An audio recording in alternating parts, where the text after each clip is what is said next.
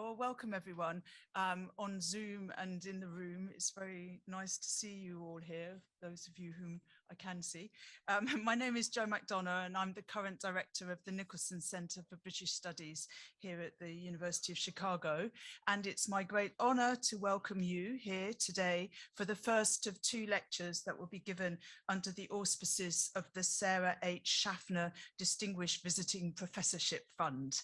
This is an endowment within the university to fund just that, the quarter-long visit of a distinguished professor in humanities or social sciences.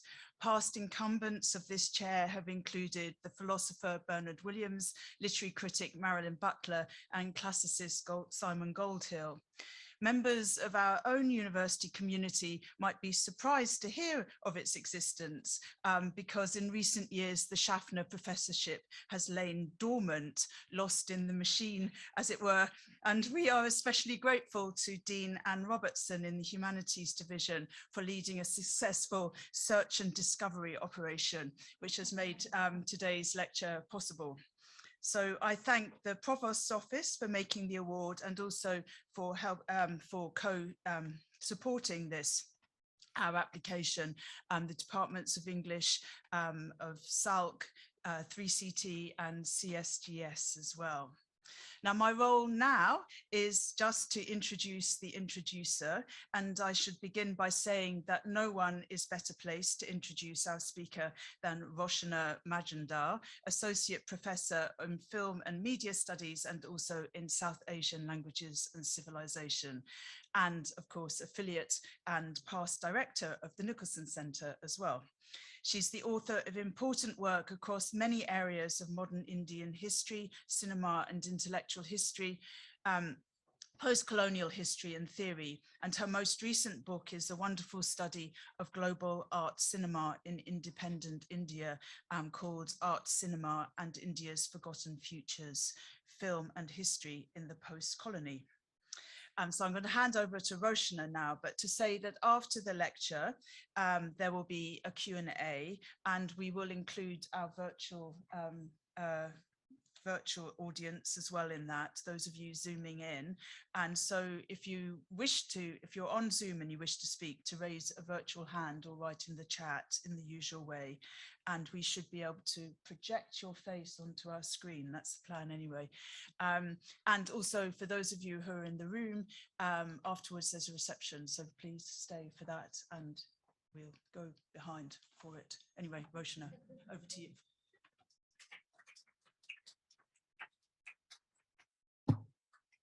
Thank you, Jo. Can the people on Zoom perhaps give a thumbs up about whether or not I'm audible? Great, thank you. And if my voice drops, just raise your hand at the back, but I'd like to keep my mask on. And as I said, if I become inaudible, just wave. I'm so deeply honored to introduce Professor Rajeswari Sunder Rajan, the Sarah H. Schaffner Visiting Professor for 2022. Professor Sunder Rajan's work is known to many of us across the humanities and social sciences. Her wide disciplinary range is clearly evidenced by the variety of positions that she has held throughout her career. Professor Sunder Rajan came to us from NYU, where she was the Global Distinguished Professor in the Department of English from 2006 to 2021. Prior to that, she was a professorial fellow at Wolfson College and a reader in the Faculty of English at Oxford University. She has also held visiting appointments at Oberlin College, the Nehru Memorial Museum and Library, and George Washington University, and has delivered invited lectures at campuses across the world. Professor Sunder Rajan, or Raji, as her friends, colleagues, and mentees call her, began her life and career in India, a country that continues to define the sense of calling that characterizes Raji's intellectual endeavors. She was educated in Bombay University and taught for over a decade in Miranda House College in the University of Delhi. I mention these different places because location and its politics play an integral role in Raji's research and writings. Raji has lived and tracked post-colonial politics and culture in the context of both the former colonies and the metropole. Along the way, she has forged multiple collaborations and networks spanning different continents and generations. Her feminist commitment is manifest not only in her voluminous writings, but also prominently in the labor and nurture she has extended to many younger scholars and colleagues. You need only to look at the 7-volume series that she edited for the feminist publication Kali for Women to see what I mean. The volumes on dowry and inheritance, caste and gender, and signposts, gender issues in post-independence India, are a must-read for all scholars interested in the history and politics of women and minorities in the global South. I will not catalog all of Raji's publications, for there are too many. But let me mention a few to give you a sense of her breathtaking range. In 2017, Raji published Commodities and Culture in the Colonial World, co-edited with Shupriya Chaudhary, Josephine McDonough, and Brian Murray. In 2006, The Crisis of Secularism in India with Anuradha Needham. In 2004, there was the Post-Colonial Jane Austen, co-edited with Yumi Park. The Handbook of Post-Colonial Print Cultures, a project in which I was fortunate to be a participant, and it's co-edited with Toral Gajarawala, Neelam Srivastava, and Jack Webb, is forthcoming. Alongside these collaborative ventures are also her monographs, Real and Imagined Women, Gender, Culture, and Postcolonialism, 1993, reprinted in 1996, and it's a very important book in my feminist intellectual journey. And the highly influential Scandal of the State, Women, Law, and Citizenship in India. She's currently finishing a book entitled National Belonging, the Anglophone novel in India after Midnight's Children. Allow me to remark in addition on 3 features of Raji's work that have been formative in shaping feminist scholarship of many generations. Like many others, I find it incredibly powerful and generative, the critique that Raji makes of the opposition between the aesthetic and the political that many feminist and other radical scholars avow. This opposition, Raji argued, left unacknowledged the role of pleasure, even in the act of reading politically. Raji braids the aesthetic with the political in her analysis of women's creative work, always acknowledging and working into her evocative prose the tension between women's individual achievements and acknowledgement of the aesthetic and the creative, and their subaltern status, the political. Second, Raji's work is keenly attuned to state citizen questions and speaks especially of female citizens who remain forgotten, abject even, until they erupt into the world as spectacularized objects.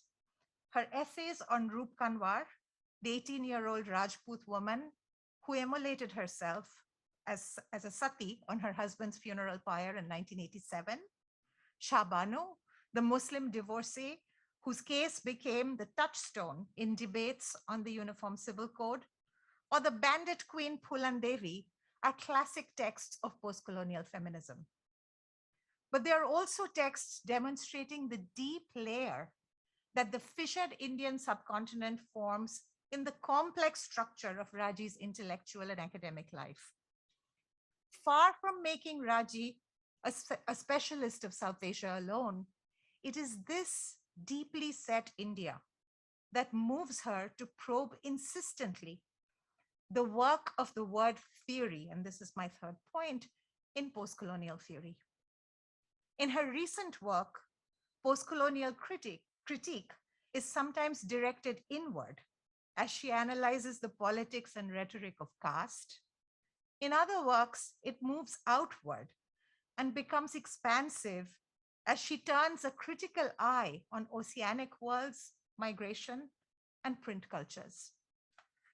Please join me, dear colleagues, in welcoming Professor Rajeswari Sunder Rajan, and her lecture today is entitled Whiteness Envy, Postcolonial Rivalry, Nation, and Gender.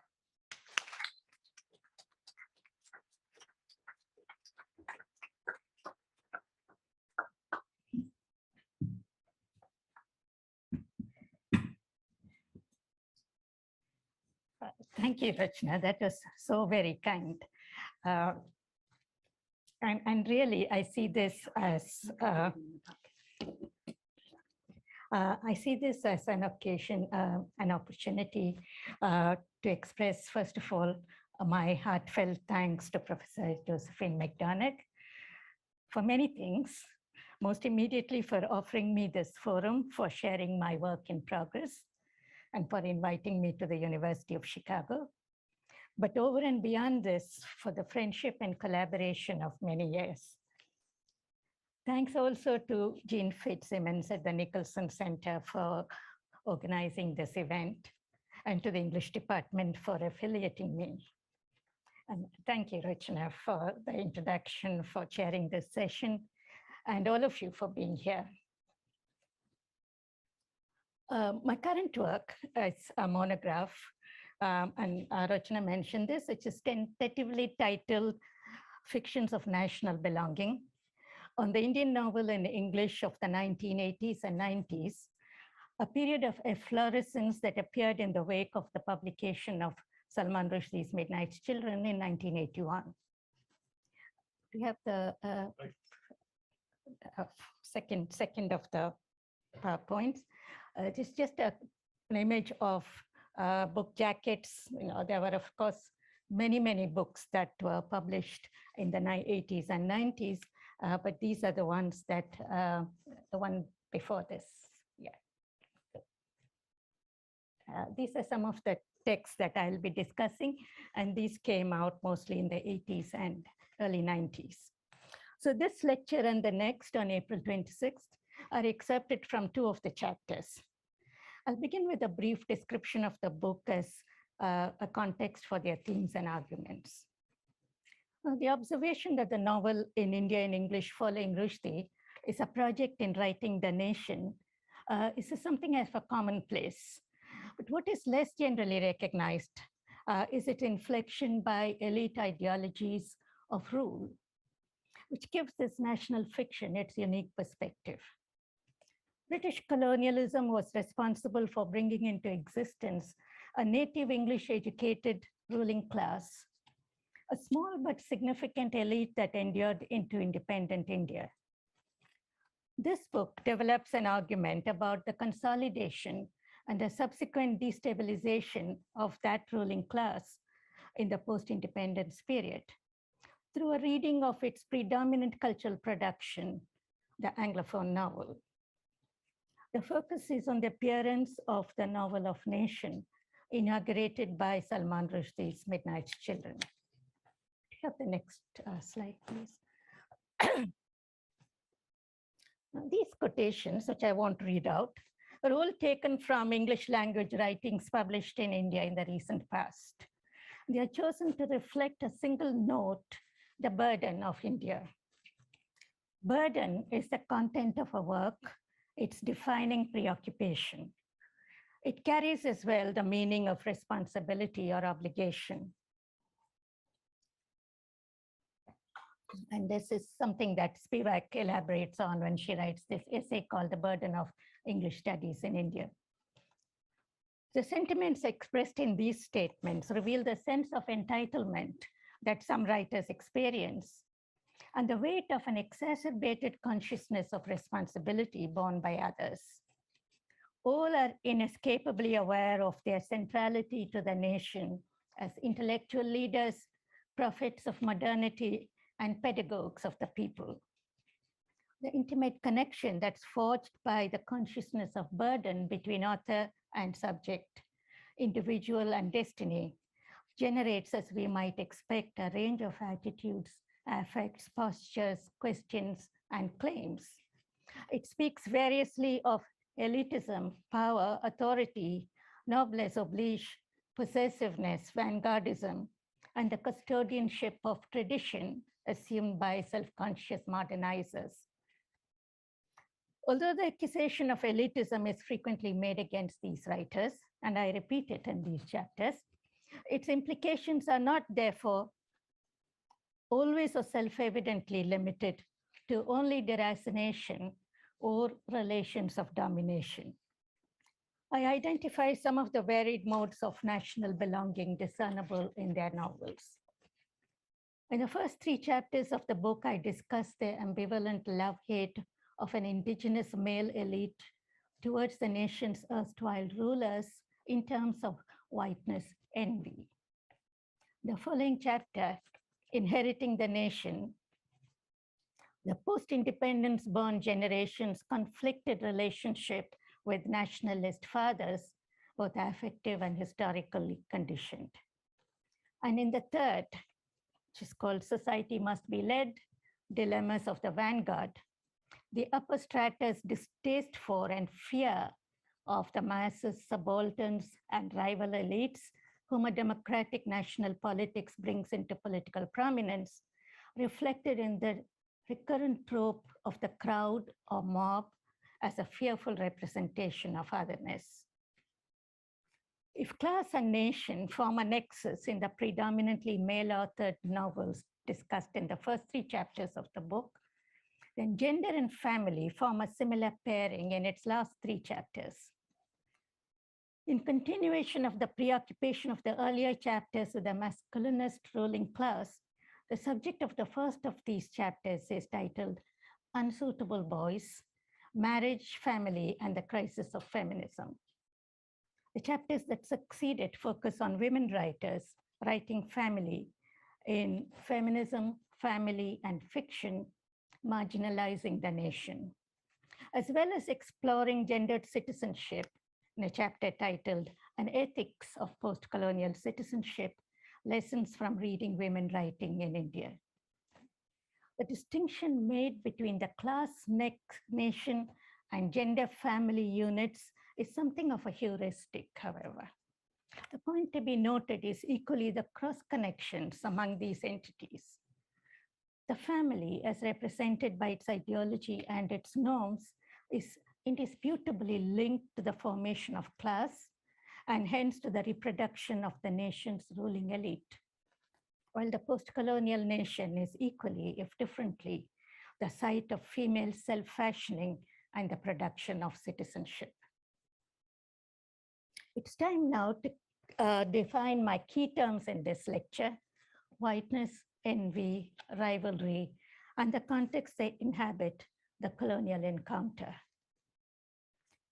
Given the rarity of the representations of the colonial encounter in any of the Indian language literatures, even at the height of British imperial supremacy in India, could we have the next slide, please? We would, and this is, I guess I'm at basically, my backup authority. We would expect the literature written after independence to be even less invested in the cross-cultural encounter, and the preoccupation with its outcomes to diminish further with the passage of years. More so, since decolonization in India meant the little packing up and taking ship of the British in large numbers. But we would be mistaken. The colonial past surfaces with surprising frequency in post-independence Indian literature, and obsessively so in the Anglophone fiction of the 1980s and 90s, in the form of the legacies, as they are called, of empire.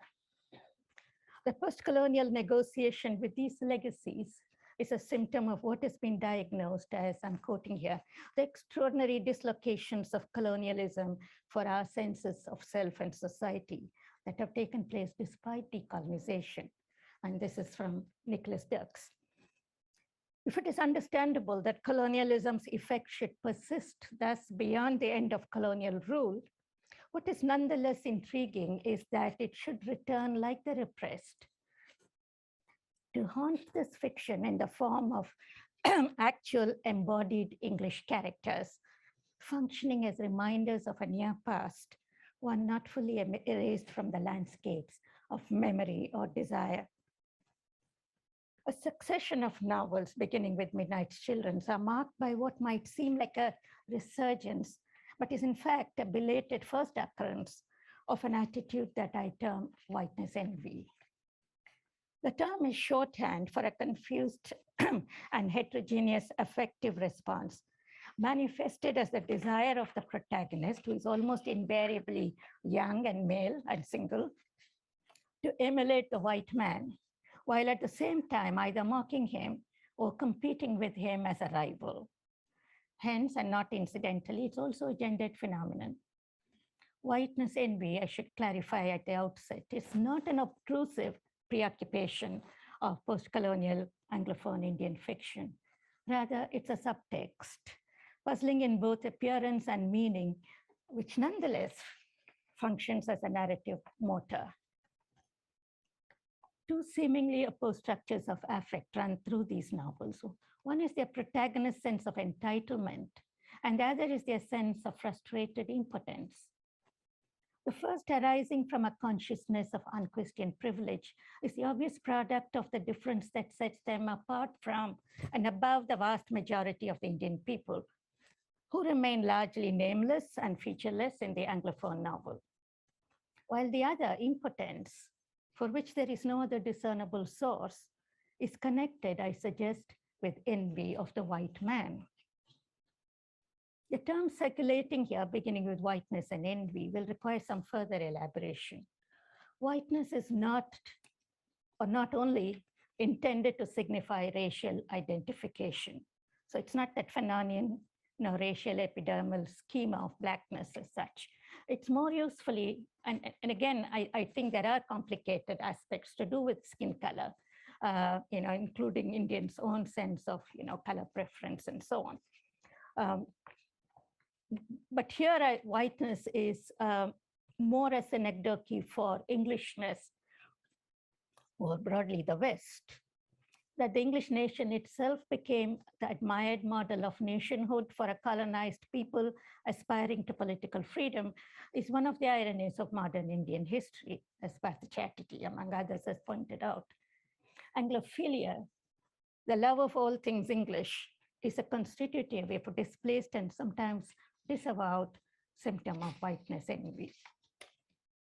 While it's not free of moral, psychological, or political implications, the envy of a certain racial other that underlies and undermines the buoyant self-confidence and egotism expressed in these texts calls for a different understanding.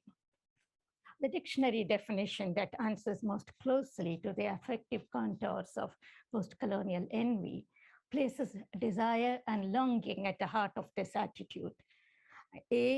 One of the meanings is desire to equal another in achievement or excellence or emulation.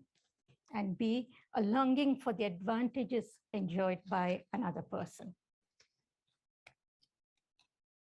And here, of course, one could go off into psychoanalytical correlates of envy, in penis envy, and for rivalry, in sibling rivalry. And of course, these are much discussed, and I think there are connections, but my own lack of confidence in getting into the terrain of psychoanalysis makes me, I think, prudently refrain from that. But that's a whole area that could be explored. So the post-colonial subject's yearning for whiteness across the chasm of race and culture is far from implying lack or a sense of unbridgeable inferiority. On the contrary, the claims of intimacy, equality, and similarity with the racial other that the novel's protagonists make are quite unlike the distance, hierarchy, and difference that are commonly held to lie at the heart of the envious attitude. While the deemed racial or cultural superiority of the white ruler abroad, that is in the colony, is held to be matched, if not exceeded, by the elevated social status as defined by class, caste, education, or position of the native subject in his own milieu. So the native subject is in India, which is his milieu, and the colonizer is in a different context, is in the colonized country. very often, in fact, suspected of being of a lower class, working class, or a middle class, rather than the upper elite. So a simulacrum of symmetry is generated. In this situation, it's rivalry that best describes the tension between the two parties. Let me illustrate this from Midnight Children. It will be recalled that Rushdie allegorizes the birth of the nation in a small comic scene that immediately precedes the spectacular event of the birth of Salim Sinai at midnight of August 14th, 15th, 1947. This is the departing Englishman Methold's idiosyncratic staging of the drama of decolonization. Methold sells his 4 identical houses on Bombay's Nepean Sea Road cheap, on the condition that they, along with their entire contents, be retained unchanged by the new owners until legally transferred on August 15th, 1947. Flattered, Ahmed Sinai, the father, Salim's father, falls in love with Methold's plan with enthusiasm, overriding his wife's protest at the hand-me-down lifestyle forced on them. He is prompted by self-importance to go further and invent his own competitive status story. And I'm quoting without an attempt to reproduce the accent. Actually, old chap, ours is a pretty distinguished family too. Mughal blood, as a matter of fact. Wrong side of the blanket, of course, but Mughal certainly. Unquote. At this point, the narrator interpolates a comment, this recognizably in the voice of Rushdie, the omniscient author, not that of the yet-to-be-born first-person narrator, Salim. Ahmed Sinai's voice changes, he observes, and I'm quoting, in the presence of an Englishman, to a hideous mockery of an Oxford role, end quote. In the undercutting narrative of Ahmed Sinai's conflict between Methold's subtly exerted pressure to obey and imitate him, and his wife's resistance, the lineaments of a distorted self-fashioning are drawn. From within the elder Sinai's abject Anglophilia, an incipient rivalry with the Englishman rears its head. The conditions of possibility of rivalry are similar to those of fraternal friendship. This is the not incidentally gendered term Jacques Derrida uses to distinguish fraternal friendship from the other version of friendship, which he terms political. And this is in politics of friendship. While political friendship is founded on the recognition of what he calls the transcendent alterity of the other, fraternal friendship is no more than a kind of, I quote, jealous narcissism, unquote. Jealousy comes to serve as the sign and product of the sameness and identification that structures this relationship. All jealousy, Derrida argues, is specular, asking rhetorically, I quote, is one ever jealous of another? Jealous of someone besides one's very own brother, end quote. If brothers are rivals, rivals too are brothers. And here we have Zizek quoting Lacan, quoting St. Augustine in the scene from his childhood, where he says how jealous he was of his younger brother at the breast of his mother, and he could have killed him.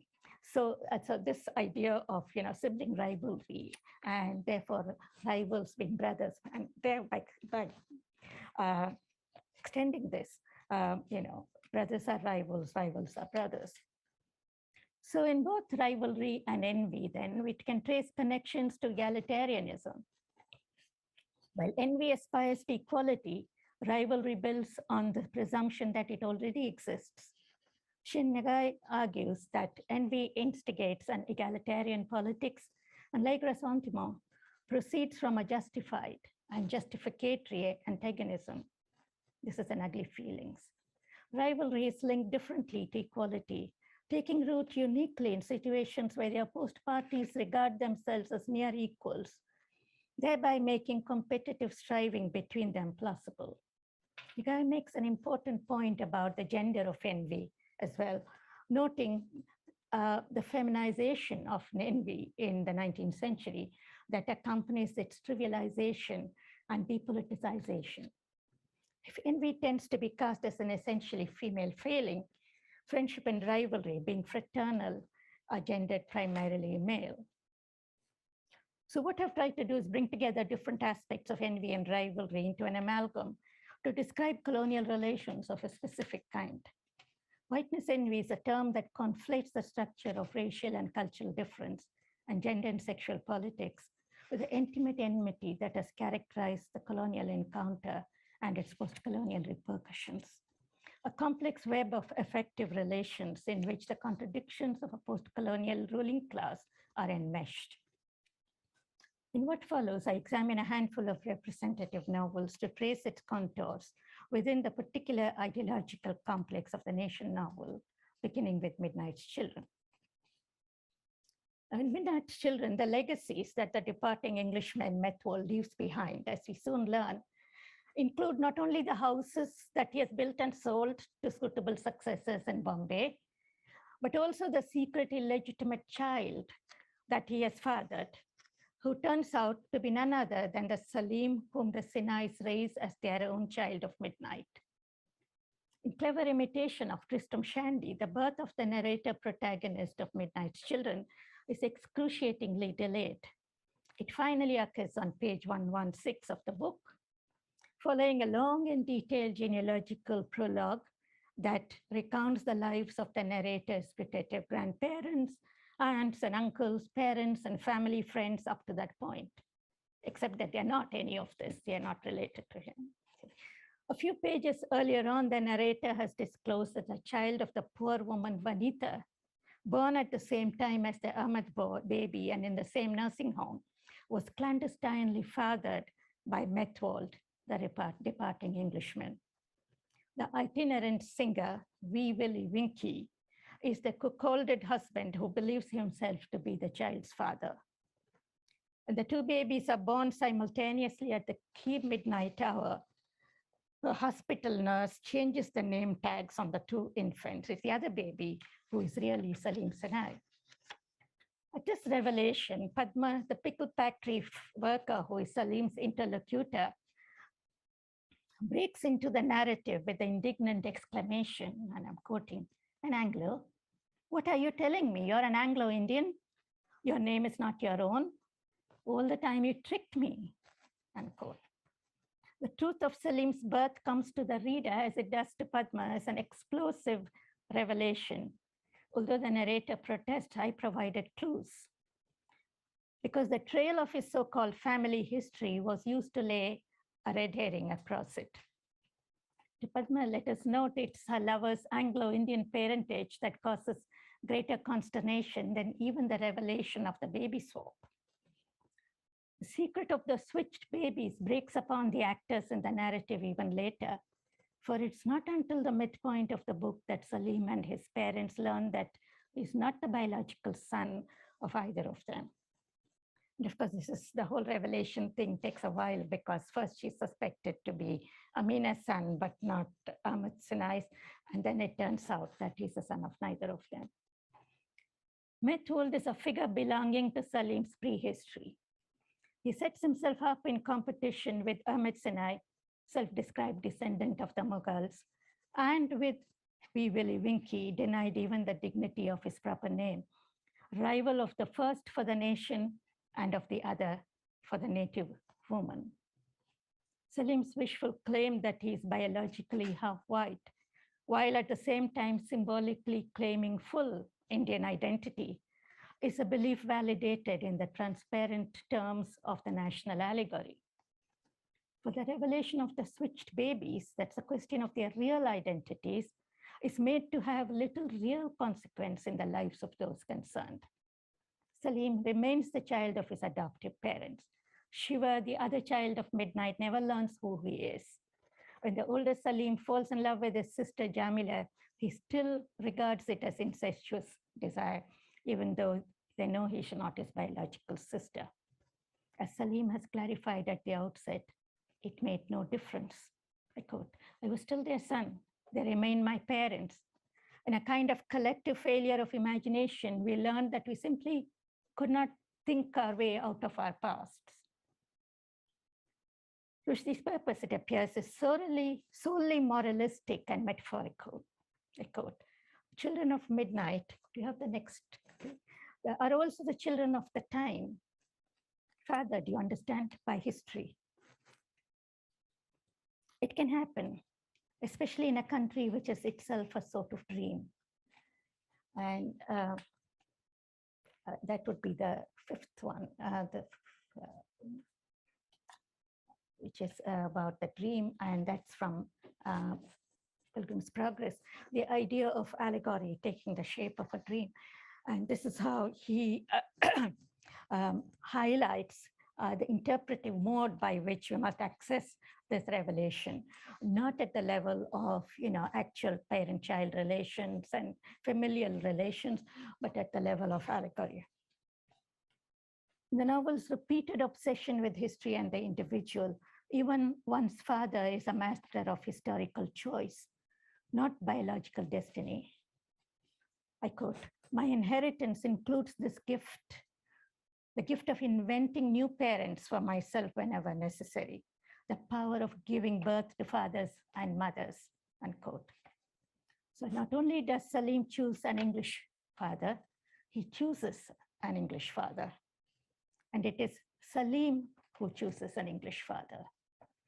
So every one of these is significant. The choice of an English father, and that he actually chooses a father, and that's he who chooses the father. Consider, Salim could have had no certain way of knowing that Methwold fathered him. True, the switching of the babies is not a happening itself in doubt, since it's corroborated, as it were, within Salim's telling of the story by Mary Pereira's confession. But who vouches for that prior event? Methwold's seduction of Vanita and his impregnation of her. All the three participants are absent. Vanita dies in childbirth, and Methwold and Wee Willie Winky, even assuming Vanita confessed her lapse to her husband, disappear from the scene, the latter to die shortly after his wife, giving Salim, or indeed anyone, no access to that fact, if fact it be. It's therefore worth noting that Salim Sinai's story of his paternity requires as at its basis not only the fiction of an absent father, an absent or departed English father, but also the fact of a poor dead Indian mother whose encounter with colonialism in its last gasp is only phantasmatically recorded. We have the next one. And this, the next quotation is from Spivak, who talks about the patriarchal convention of where your identity derives from the father rather than the mother, who is a trace, but the father is the sign. So it is as if Salim, having to account to himself for his appearance, his fair skin and blue eyes, no longer an inheritance from a Kashmiri grandfather, as is assumed by everyone else, lights upon Methwold as the only possible and proximate progenitor. There is no suggestion that anyone else in his family entertained such a possibility, nor have the majority of readers and critics bothered with the anomaly. To my knowledge, the only critic to have noted it and commented is Anil Tenkotanar, who accords to it the meaning of the relativism of fiction. What prompts Salim Sinai to burden his new minted, independent Indian self with a baggage of English paternity? It is true that he is a fantasizer, and the changeling fantasy is a common one among children, especially among those who, as in his case, feel rejected by their families. And of course, again, there's a whole Freudian narrative of the family romance and the changeling fantasy, which one could delve into. The specific fantasy of English paternity begs the question. Nor is it simply a device that we can attribute to this narrator's unreliability or his leanings towards deception. It would appear then that it is solely the allegorical demands of the narrative as the dream, the narrative, the dreamlike quality of allegory, as Bunyan makes clear, and which Rushdie borrows from the allegorical mode. It required this myth of self-creation. To spell out the obvious, one, the new Indian Republic cannot be rid of the marks of its colonial past, and two, It's the illegitimate product of the partition out of which the two nations are born. And the conclusion is that this does not matter. Salim remains a Sinai heir. India remains authentic, unique, self-created. Salim, so little does Salim choose to dwell on the fact of his literal English paternity or on Methwold as a hereditary influence at any later point in the narrative, that the allegorical function remains as the sole explanation for the strangeness of this origin story. In a sense, you might ask, why bring it up?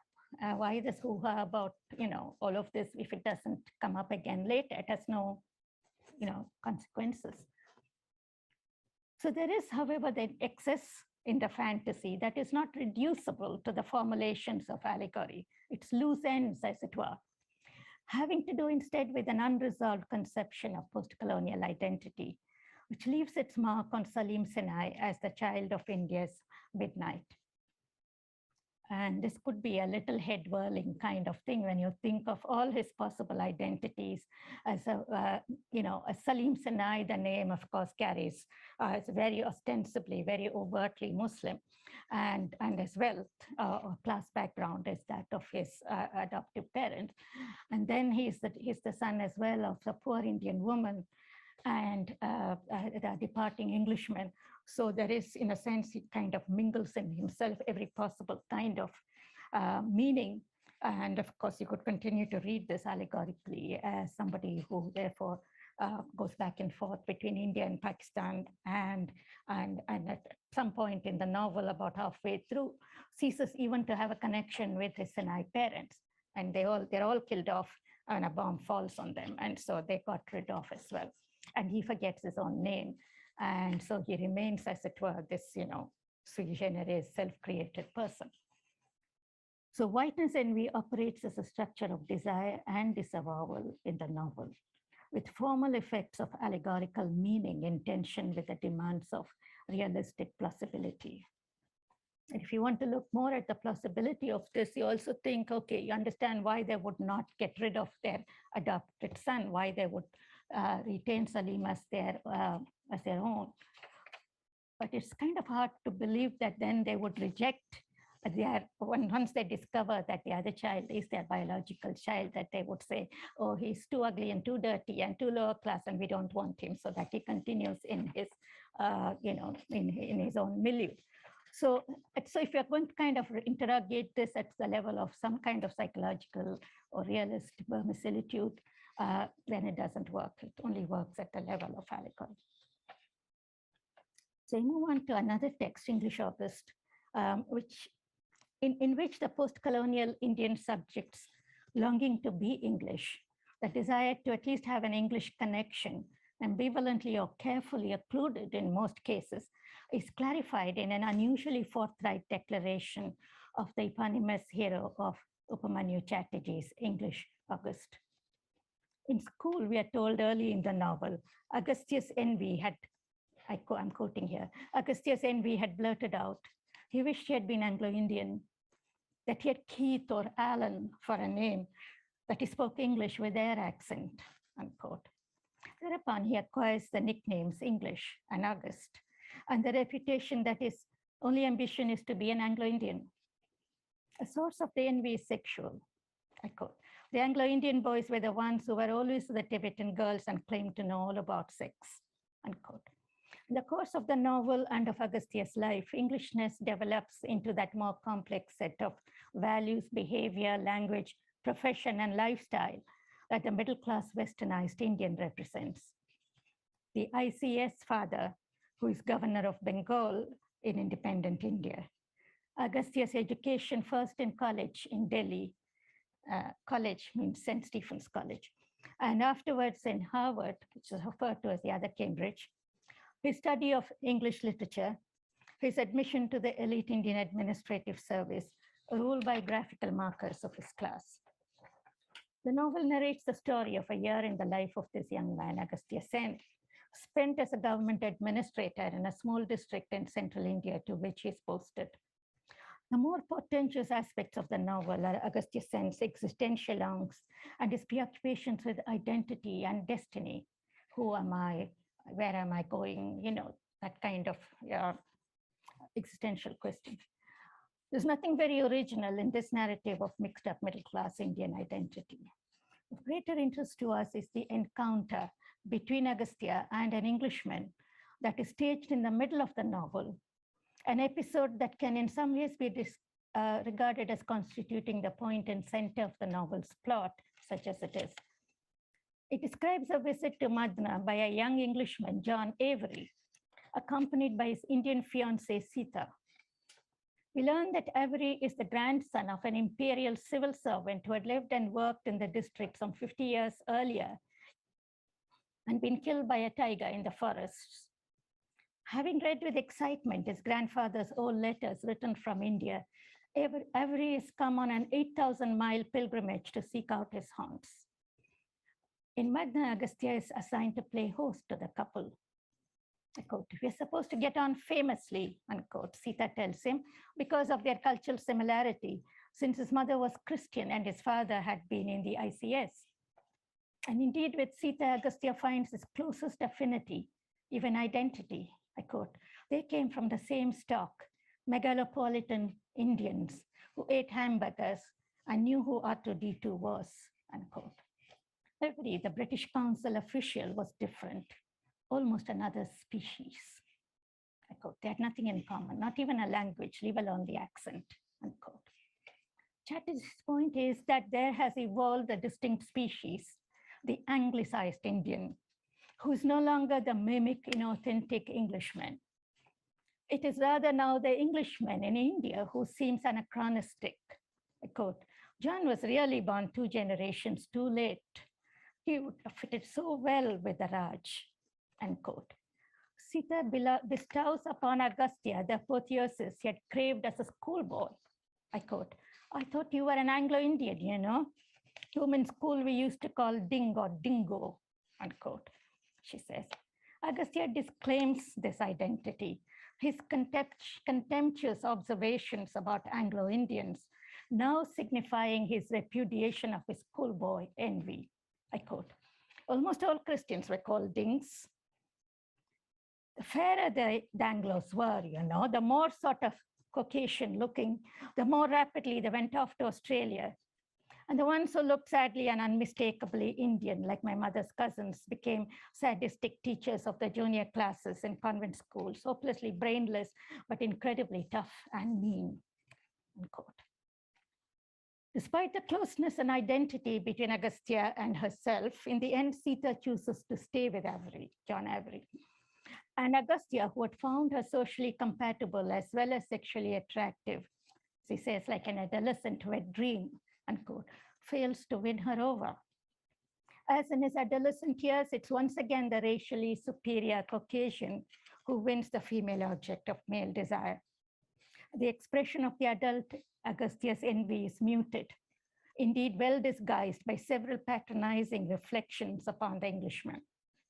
But at the end of their visit, as he witnesses their happiness, we are told that, and I quote, "The blackness had arisen out of the fathoms, and he had felt even more alone and had crawled into himself," unquote. In English August, Avery's grandfather, the colonial administrator, may have been fittingly killed by an Indian tiger. His ghost thus successfully laid to rest, and his role and function seamlessly taken over by the Indian bureaucracy, represented first by Madhusudan Sen, ICS, and then by his son Agastya Sen of the post-independence Indian Administrative Service. So much so that John Avery, complete with his grandfather's sola topi, looks out of place and foolish in modern India. But that his visit is nevertheless so unsettling to Agastya, with no clear explanation why this might be so, other than the relatively trivial failure of his incipient romance, leads us to suspect that the historical currents of rivalry run deep. Now move on to the next text, making this a little briefer, so that there's not long textual analysis, but the same point comes across pretty much in Amitav Ghosh's Shadow Lines, which appeared in the same year as English August, 1988. Although a very different kind of work in tone, language, and form, its characters come out of the same milieu, the Bengali professional middle class, consisting of company executives, diplomats, and bureaucrats who are foreign educated, well-traveled, well-read, liberal cosmopolitan intellectuals, contending with the same dilemma of post-colonial identity vis-a-vis the English. The narrative covers a period of about 15 years in the life of the unnamed narrator. One branch of his family has developed long-standing ties with an English family, the Prices, for 3 generations, beginning with an earlier colonial time. The connections grow closer as the Price daughter, May, becomes first his uncle Tredip's lover, and then eventually his own. And his cousin Ela marries May's brother, Nick Price.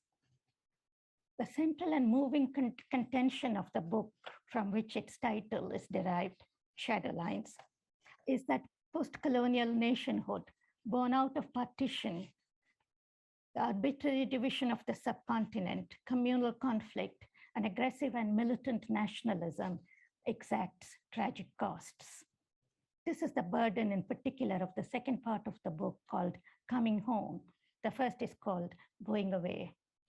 The second part ends with the tragic death of the narrator's uncle Tredip in a communal clash in Dhaka. But alongside this thematic, that of national boundaries, of communal division, alongside this, but not reducible to it, is the exploration of interracial and international relationships that develop between the English and the Indian characters in the form of a belated passage to England, suffused by liberal humanist sentiment. The narrative strands of Shadowlines are so intricately and tightly woven together, and the pressure of the narrative voice, at once judicious, reflective, intelligent, and sensitive, is so irresistible that it would be hard to perceive that this thematic cannot be simply subsumed within the other, that its trajectory is tangential to it. So in a sense, what makes it cohere is the narrator's narrative voice. And that I cannot really establish without actually, reading large sections of it. So it holds these 2 thematics together. The fascination that 3 of the young protagonists, Tredip, Ela, and the narrator, feel for the English in general and for the Price brother and sister in particular is explicitly represented and analyzed at various points of the novel. So I won't get into the details of their complicated romantic attraction and repulsion, the failures and consummation of their loves, except to state how closely it's built on book knowledge and consequently on idealized fantasies about England and the English. So we call notes of this aspect of the novel that, and I'm quoting, it describes no sexual or romantic relationship between 2 people who share an obvious identity of nationality, race, or cultural experience. Desire originates and finds its object across borders.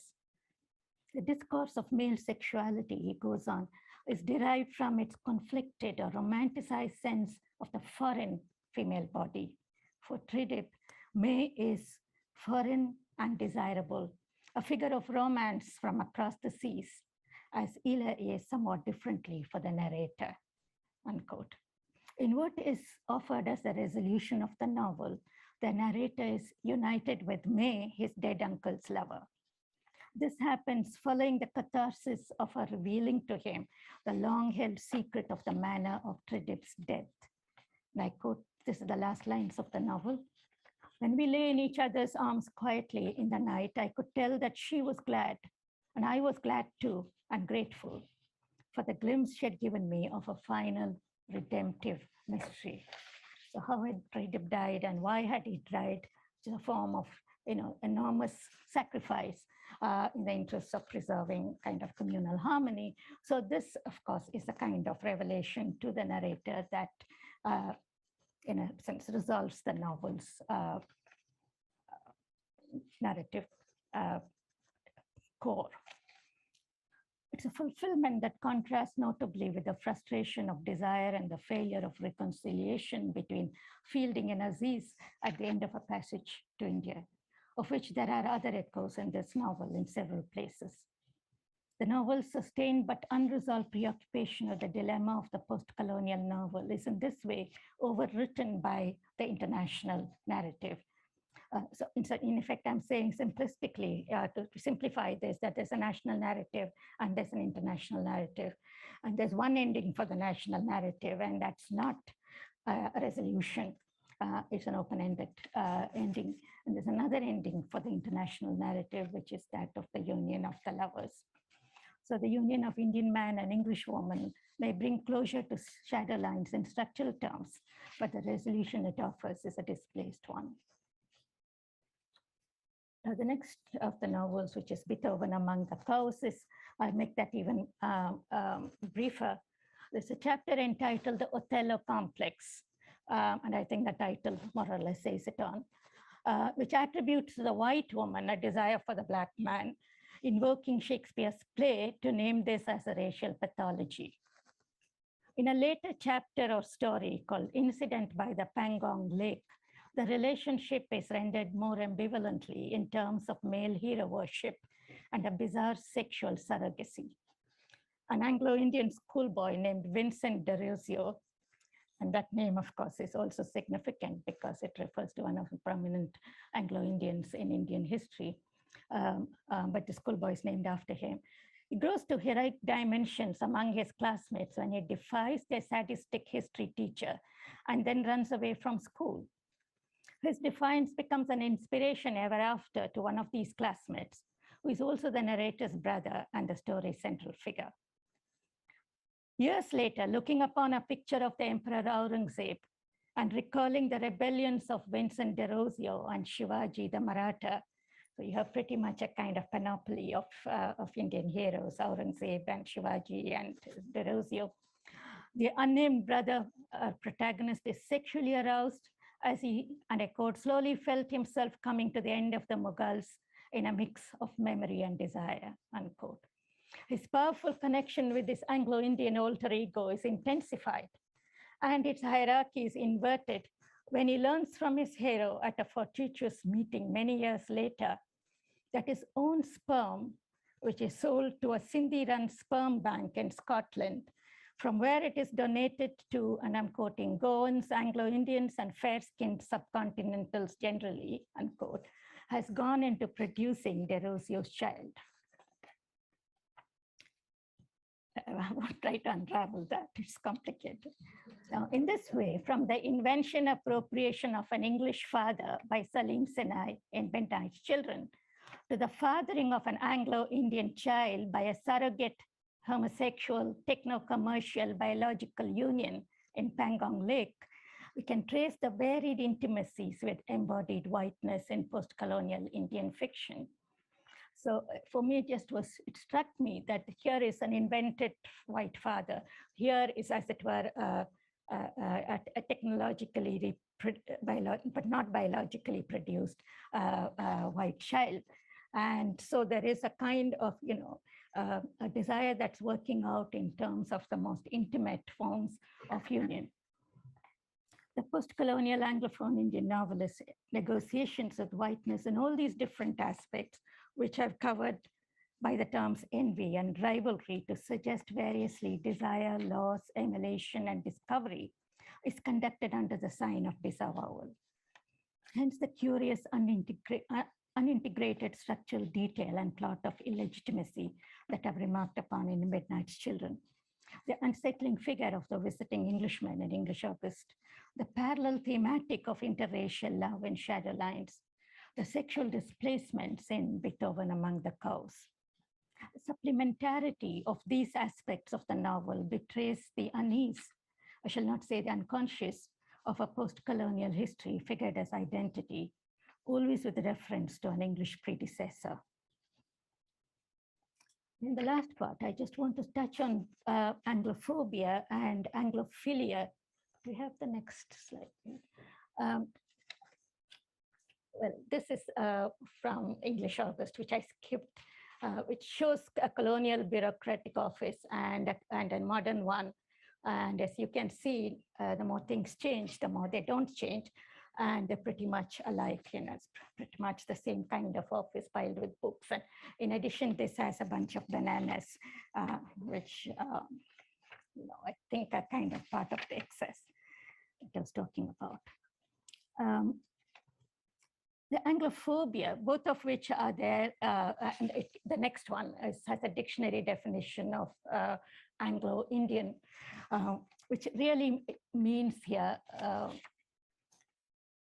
the mixed race person rather than the older sense, the other sense of Anglo-Indian, which is the British, who spends a great deal of time in India and then goes back, is also known as Anglo-Indian. So the Anglophobia is reflected in the negative representation of the English or the Anglo-Indian male rival. And Anglophilia is acknowledged but deplored and satirized, which are the two of the many consequences of the whiteness envy syndrome. So one of the legacies of empires in the colony is the Anglo-Indian or Eurasian population. So demographically insignificant and rapidly diminishing in terms of numbers as a result of immigration. But despite this, Anglo-Indians make surprisingly frequent appearances in these texts, functioning as a surrogate for the Englishman in India, his poor avatar, assuming the mantle of that superior racial identity through either the performance of sexual threat or the identity of native English speaker, or both. So the real Englishman does himself make the occasional appearance in the flesh, so to speak. As a leftover of empire, he appears as its comic but nonetheless potent reminder. When whiteness is embodied in the European woman or the westernized Indian woman who serves as a substitute, she figures as the object of desire of the young male protagonist, and in some instances, as herself the desiring subject of cross-racial romance. And very quickly, and as I want to wind up, is that these jokey stereotypes of the Anglo-Indian, politically incorrect, as you can see, and the envy, which is frankly admitted, is attributed to the youth of the protagonist. This is something that the young person feels, and it's part of something he grows out of. And he no longer supposedly feels that with, poise and mature self-knowledge and a proper sense of self-worth. So it's a trivial and transient stage of Bildung, rather than a crisis of adult identity. So, the rejection of this desire of mixed, inauthentic origins and the embrace of a wholly Indian identity, this is the trajectory that we see. And this is partly, as I said before, an imitation of the kind of disdain with which the Eurasian subject was regarded by the British administration, but also by purebred elite Indians, which is their racism compounded by prejudices involving class and caste, as well as race. And then as an object of rivalry, the woman is trivialized, which is reduced from the importance that she had in the original scene of conflict. So sour grapes is the consolation that sums up the moral of the story, a typical resolution of what is termed cognitive dissonance. So the episodes of envy tend to be exorbitant to the plot line, a trajectory that minimizes their thematic force and makes them appear instead aberrant or merely supplementary to the main narrative. The philia in Anglophilia is again less a form of genuine friendship with the Englishman than it represents sycophancy, and sometimes stretched to suggest even more pejoratively collaboration, race betrayal, anti-nationalism. Anglophilia would in any case be less an inclination towards the person of the Englishman, given the rarity of the breed in the social landscape, than an embrace of the symbolic values that he represents, which is an uncritical love of Englishness. And then in later novels by younger novelists like Arundhati Roy and Kiran Desai, and also but Rushdie himself, we do have expressions of this kind of sycophantic Anglophilic characters. And I won't go into that, but there is Chaco in Arundhati Roy's God of Small Things, whom she calls, who makes this a historical condition that we are all, as it were, proud, we are all Anglophilic, and so we kind of feel it inferior, adore our conquerors, despise ourselves. And the Sister Amu's acerbic comment is, we marry our conquerors, is more like it, because he marries an English woman. and that her own father's expensive suits and cufflinks are a sign of that he was an incurable British CCP, which is short for Chichi Poch, which in Hindi meant shit viper. And then, of course, there is Saladin Chamcha, Chamcha itself meaning sycophant in Hindi, over whom Rushdie satirizes. And so it's only in Shadow Lines that exceptionally we have an Indian's love for English represented without satire or apology as meaningful friendship, but it is a romantic love that exercises the most powerful pull across the races. And in Indian, the woman, whether it's a poor native woman like Vanita, or the elite upper class or expatriate woman like Ila or Sita, all bear the symbolic burden of their national identity when they are successfully seduced or courted by white men, triumphant over their Indian rivals. I just want to quote one little bit from another novel of this time, 1995, Mukul Keshavan's Looking Through Glass, an episode that occurs about midway through the novel. The scene is that of the narrator's seduction by an English woman at a Christmas party. In a comic imbroglio, he's trapped in a dark cloakroom where in a plot of mistaken identity, he's accosted by the English woman, a drunken guest at the party. Nevertheless, he experiences triumph at their brief consummation, and I quote, "My manhood was wearing a white woman on its head like a hat, my root holding up a Christmas tree," unquote. The fantasy described here is so bizarre and so structurally exorbitant to the narrative that it would be inexplicable if it were not for the racial politics that suffuses the metaphor of sexual conquest in this version of the colonial encounter. So to conclude, I want to pull together some of the strands of my interested readings of these texts within the thematics of a putative whiteness envy. I've tried to show how it is a residue of the Anglophone Indian novelist engagement with colonialism in the form of legacies of empire. Racial envy and post-colonial rivalry are manifested most visibly, I've suggested, in the racist inflection of Anglo-Indian representation and in the colonialist politics of Anglophilia. If the phobia in the former is qualified by that mixture of admiration, the philia in the latter is diluted by disavowal. The contradictions of these structures of agonism and affect emerge most notably at the site of interracial romance. But heterosexual romance, it will be objected, is by no means the primary thematic of the novels, hardly even a perceptible strand in them. It's the overt and loudly announced preoccupation with the nation by which the novels are known instead. These unequal and dissimilar thematics, gender relations on the one hand and the nation on the other, are hardly irreconcilable, however. The sexual politics of the novels does not contradict their concern with the nation. On the contrary, it reinforces its logic. This has to do with the effects of a displacement.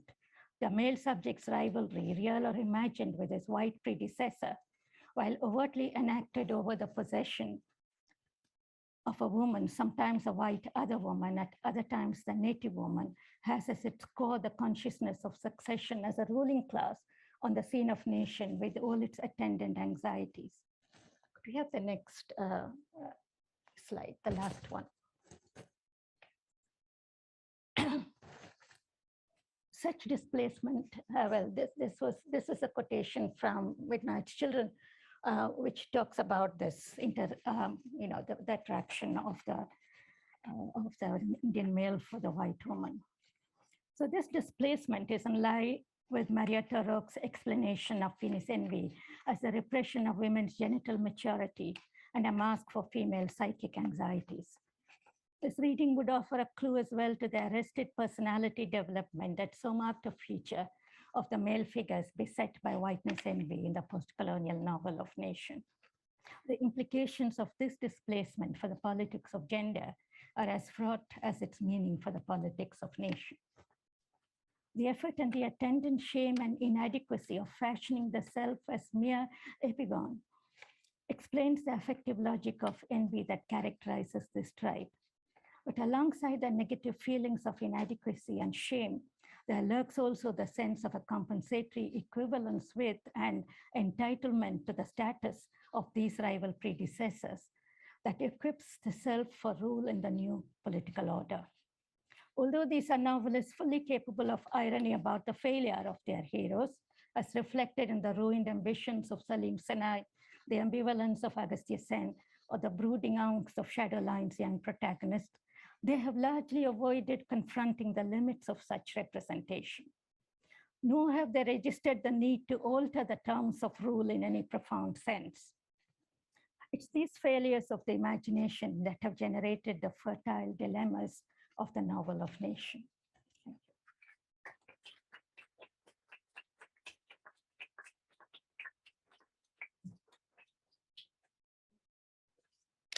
Thank you very much, Roger. It was wonderful, complex and thought-provoking. So we have time for some questions.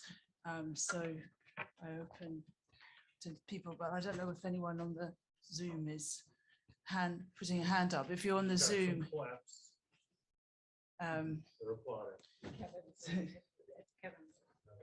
No one. Okay. So well, I have a question. So while people are thinking of questions to ask you, and my question was really about the form of the novel, actually. So I was wondering that the references that you were making as you're going along to Tristram Shandy and to Pilgrim's Progress and a kind of history of the novel. I just wondered whether there's something about the form of the novel that that lays itself open or predetermines its place within the kinds of narratives that you're talking about. I kept thinking of the beginning of Hanif Qureshi's The Buddha of Suburbia, where he has that thing about the Defoe thing about the true-born Englishman who's always a hybrid person. And there's something about the novel form that that kind of allows for narratives of shame and envy and ambivalence of those kinds. I just wondered whether there was anything around that question that you wanted to comment on. I have this, yeah. It's a thing with, of course, it's identified as magical realism, right? That's a genre in which the novel occurs and by which it's recognized. Magical realism tries to kind of, especially Midnight's Children, I think it never actually allows the magic or the fabulous or the fantastic aspects of it to be entirely attributed to the genre of the fantastic or the fabulous. In other words, it tries to provide some kind of subtextual realistic explanation as well. So that the Midnight's Children, for instance, exist in a kind of dream world. So the dream can accommodate that. So the idea of the dream, for instance, you can have all kinds of things happening in a real person's dream world, which would not happen in the real person's real world. So certain things are attributed to that, and certain other things are, is at pains to see how it might be, realistically explained. But in some cases, it doesn't happen. I mean, there just is, if you hold on to one, you have to let go of the other. So in a sense, you cannot have them both working in tandem, as it were. So that's where I think the attempt to have this baby swap happen, which is a kind of, plot narrative device that is taken from Hindi cinema very often. But usually they are separated at birth. But here that doesn't, it's not that brothers being separated. They're two entirely different babies being switched. But nevertheless, there is the fact of family. I mean, you cannot entirely, this could be a free-floating individual, but grounded in a family. I think this is partly the problem of the novel of nation in all of them, that they would like to be, in a sense, free-floating national entities, figures, but because of the novel form that they use, they have to be grounded, they have to have, and so many of them have childhoods. Now, again, there's no requirement that the novel must begin with the childhood of the protagonist and go up to his adulthood, but they choose that particular building form, of growth, and therefore the family becomes a kind of bedrock. And that's why I think the question of gender relations is something that, much as it is, buried in these texts, and so much so that many people would think that where is the romantic, where is the sexual relationships? They're hopelessly bad at it. Most of them don't get married or don't have a successful romantic relationship. Nevertheless, it is central to the reproduction of class, and the class is important to a national ruling class, to reproducing a national ruling class. So that's where I'm trying to find the complexities of these narratives. Thanks, Raji. Thank you, Raji. Just so that I can hear better. Yeah. Thank you. That was a wonderful and very, very rich talks. There's so much to work through. My question actually goes to the last quote that you had about Erie was American, same difference. Yeah. And my question is really about America, because as you said in response to Joe, Hindi cinema is so important for Rushdie. And of course, the Hindi cinema that he's looking at is in conversation with classical Hollywood cinema. Likewise, in Upamanyu Chatterjee, there's the other Cambridge. The music that Agastya Sen listens to in Madna it's American. And I just wanted to hear your thoughts about the place of America, because it's not same difference. I mean, again, that's Rushdie very tongue-in-cheek. But I'd like to just invite you to talk a little bit more about this displacement, if you think there's a displacement in the Anglophone novel from the erstwhile metropole that was England to a new object of desire, which is America. Absolutely, absolutely. There's a lot of very nasty snobbishness about America in English August in particular. And there is almost no acknowledgement that it even exists in Shadowlines. It's so exclusively blinded by a very textualized England. For many of us Indians in India, England exists in books, and that's a mode of recognition by which we actually come to England. Is okay, this is something I can recognize because I've seen it in my mind's eye so many times. So there is America and there's America. In English August, there is the proper one, which is Cambridge. But also the girlfriend goes to some Midwestern university, lowly place, about which it can be very snobbish, as I said. So America is on the horizons. But really and I realize now, because I started reading these books and thinking about them critically when they started coming out in the 80s. So it's now been over 40 years. And I'm in the middle of reading Pankaj Mishra's book, Run and Hide. And I'm saying, this is a change that 40 years brings about.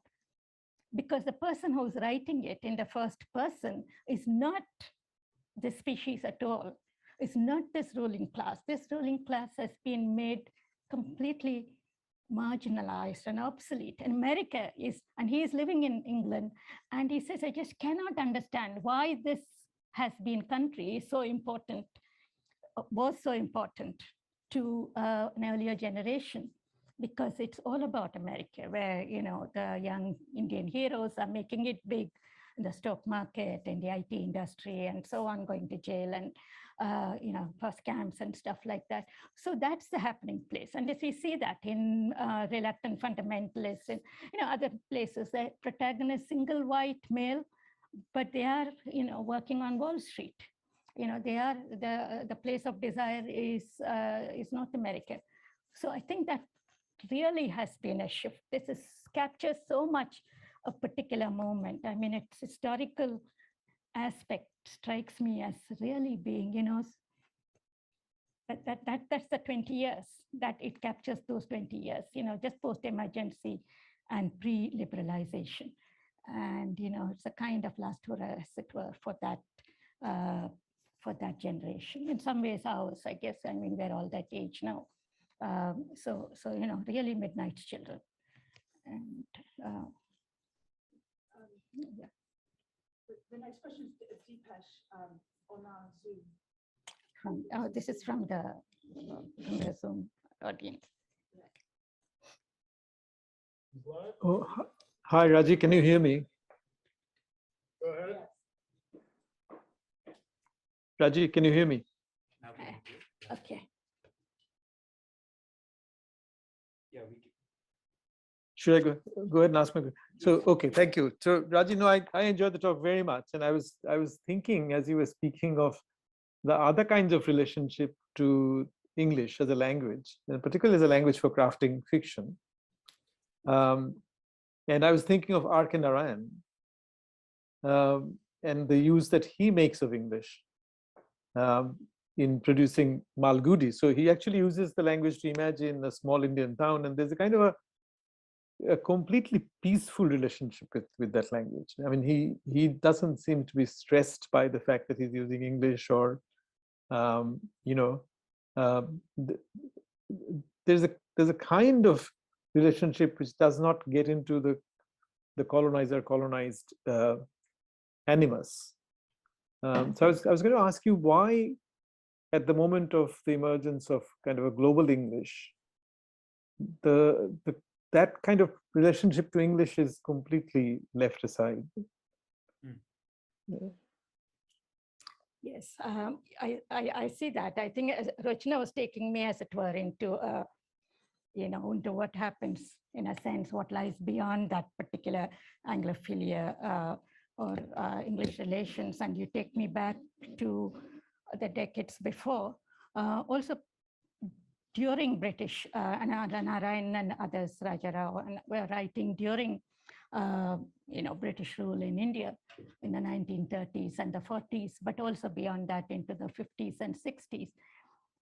And the English are a very palpable presence there. Of course, they and especially in the Malgudi, I mean, there is the English principal of the school, and there are a couple of English characters. But there is nothing like an encounter that happens, nothing that has to be negotiated in terms of friendship or of hostility and so on.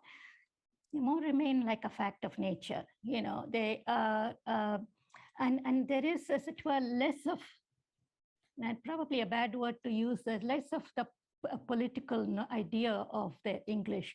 And as I said, they're just a fact to be encountered in terms of getting through education or getting a degree, and and there is absolutely very little in terms of hostility towards English, the English book. And I think that too is a separation that needs to be made and has been made in many contexts, is separating the English book from the English person or the English administrator. The English book being, as Gauri Vishwanathan spells out in Masks of Conquest, as an awareness that the English book is a superior kind of emanation or embodiment of Englishness than the English administrator would be. So I think some of these differences make for a different kind of engagement with the question of whiteness and the complex of values. And there's also a sense that in both Narayan and Rajarao, and even in Mulk Rajan, that some part of what is called Indian culture, civilization, ways of life, social structures remain untouched, as it were, by a kind of colonialism being a kind of epiphenomenon. I think Narayanan even has a story in which he says, Delhi is so far away. Delhi, in a sense, becomes representative of where colonialism is happening as a capital. It doesn't touch the hinterland, as it were. So in that sense, I think that there's a different relationship to colonialism. And again, that marks off for me the cultural production of this period as distinct from what came before in the Anglophone novel and what would come later. So I think it's specific to this body of work.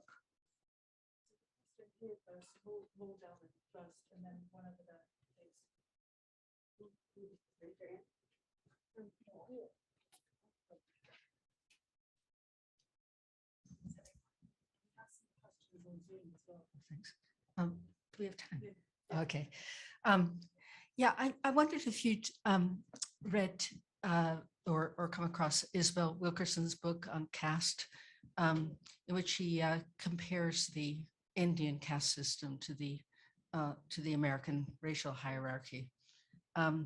It's a pretty powerful book and pretty controversial, I think. But I was just wondering about whiteness and how whiteness figures in the caste system, which is India, and whether that makes any difference, or are we talking about in Indians? Well, most of the writers you're talking about are Indians in exile, so perhaps caste doesn't figure as prominently. But perhaps you could say something about the relationship between whiteness and caste. Are you talking of whiteness as an actual racial color? I'm talking about your title, really, your whiteness envy, and how whiteness envy corresponds to a caste system, or how it operates in such a system.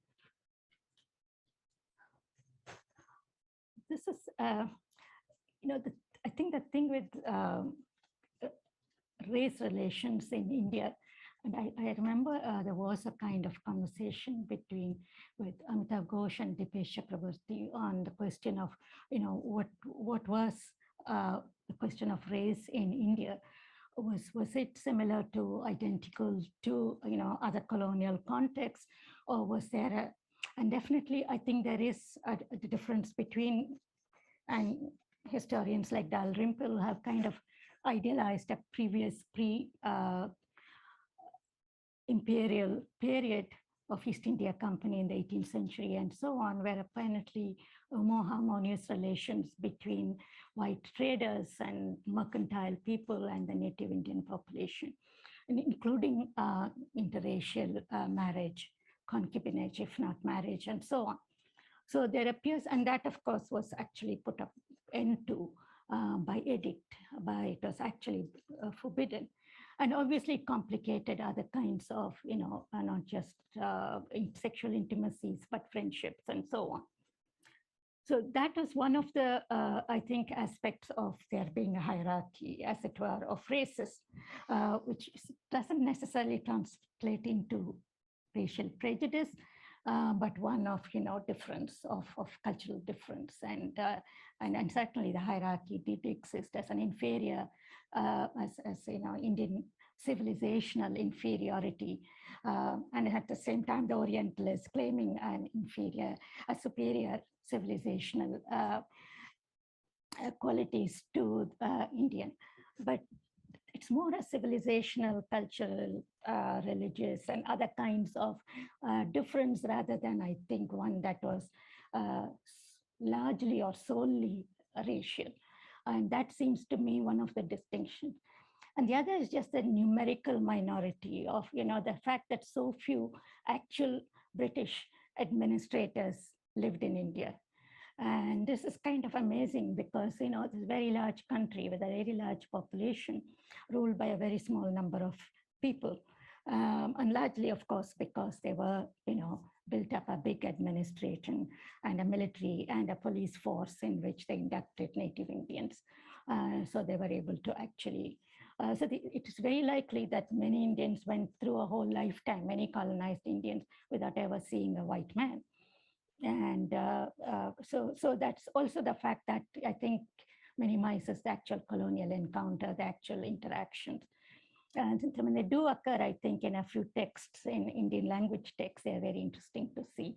And, there's one by Tagore called Didi, in which there is a British administrator who is a kind of godlike figure and very distant, very godlike, not necessarily somebody who kind of, actually interacts with the native population. So I think there are kind of specificities to the way in which British colonial rule operated on the ground in India, which makes a difference in the question of whiteness or racial relations.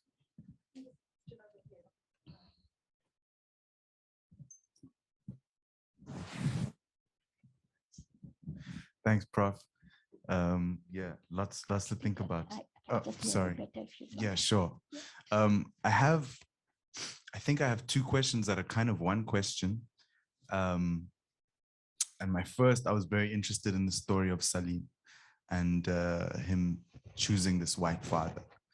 And I wanted to ask if you thought that there was a reading of that as kind of post-partition India choosing this white father or like whiteness of a certain kind. And if so, who or what in that situation of the metaphor would be, where would Pakistan be in that? Or if, I mean, this is kind of like a speculative question. The second question is, I guess my interest in this particular historical moment and the kind of questioning that you're doing through this work, and what you think the political stakes of this argument are, I guess, you know, within the context of the crisis of the national question in India now, with, everything going on, whether we think about, the right-wing Hindu nationalism, what's going on in the Red Corridor, and all of that. And then the question, I guess, maybe linking those is like, what is the relationship of what you're thinking about in this work around this particular moment of literature and how that relates to the crisis now, if you see a reading, or yeah.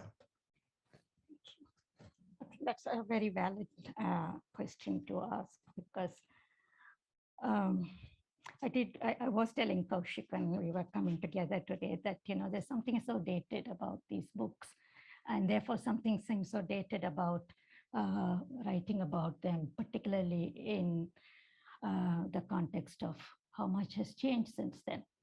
And also, to go back to your earlier question, there's also like these big absences in some of these novels about things that you would expect them to record or take on in their narratives, and they don't. So partition, for instance, they're in a sense symbolically and allegorically, but Rishi is writing all about Indian independence, but you know, the midnight and the birth of the nation and Nehru's speech and so on, but not about what was happening in the country at the time, which was the division of the country. And Amitav Ghosh writes in Shadow Lines about communal conflict happening in Kashmir or in Dhaka.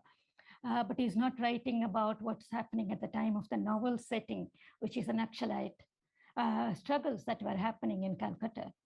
So you kind of wonder why these big gaps, why these big missing pieces are there, you know, this sort of sidestepping, as it were, of things that are happening. But although the idea of these cosmopolitan figures is that they're very invested in secularism. So they are very, and this secularism is now being dismissed as a kind of cosmopolitan, liberal cosmopolitan secularism that didn't really have much traction. That's Nehruvian. Is that another kind of name to use it, by which it is dismissed, is that it didn't have that traction.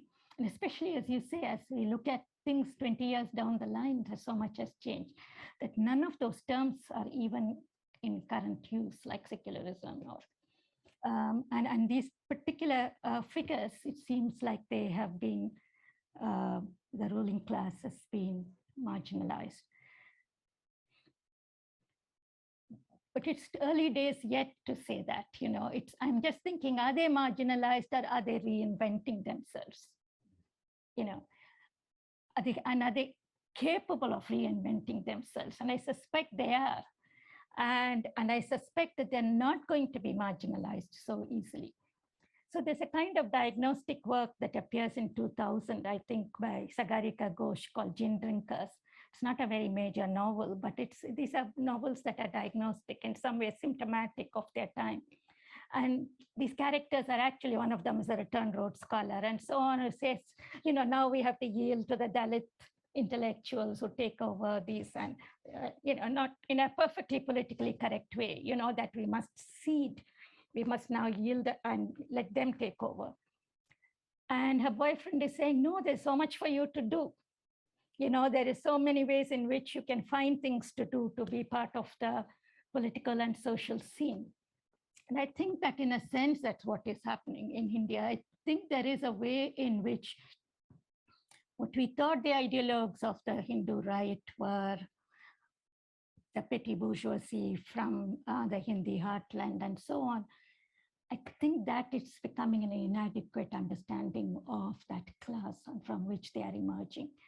I think the new class, for instance, and this is anecdotal, of course, but you have somebody like the foreign minister of external affairs, Jaishankar, who we would think belongs to whose brother is an academic in a US university, a historian, who would think would belong to the older class formation, English speaking, upper middle class, secular and so on, but clearly is not, but clearly has a position of authority and power, who has bought into an entire kind of right-wing ideology, either strategically or genuinely, or, there is a makeover.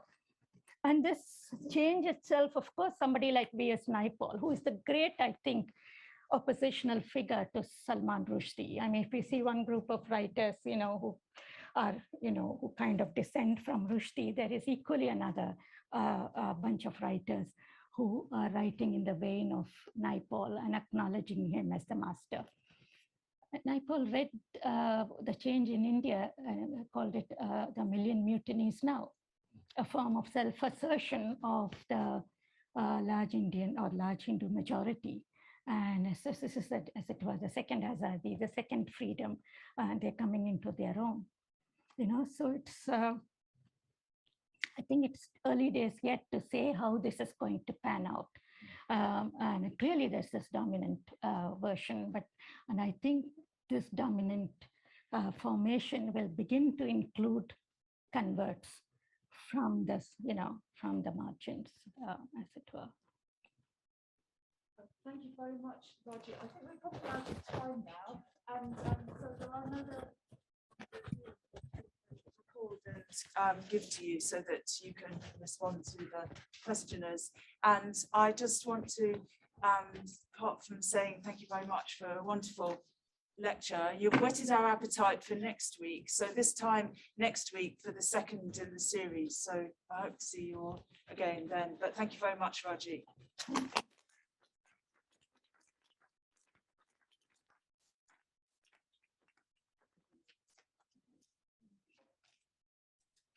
And there is wine and food behind us, so please stay.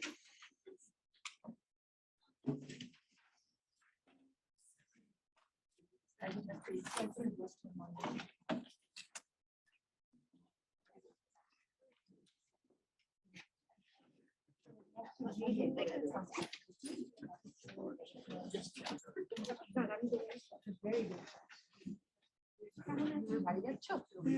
good.